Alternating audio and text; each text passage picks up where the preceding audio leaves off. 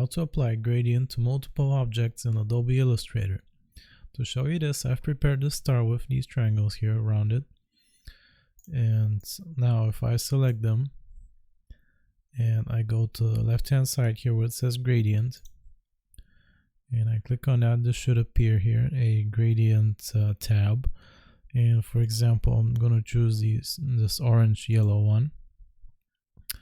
And as you can see, each of the objects has a separate gradient, which is okay in this case. But if I want to add the gradient to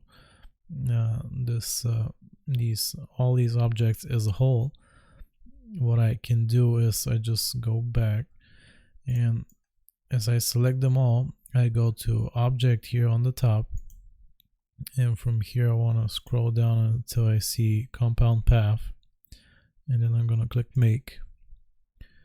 And now when I choose gradient, as you can see, it applies a gradient gradually over all the objects at once. And that's how you can apply a gradient to multiple objects in Adobe Illustrator. I hope this was useful. Remember to like and sub, and I'll see you next time.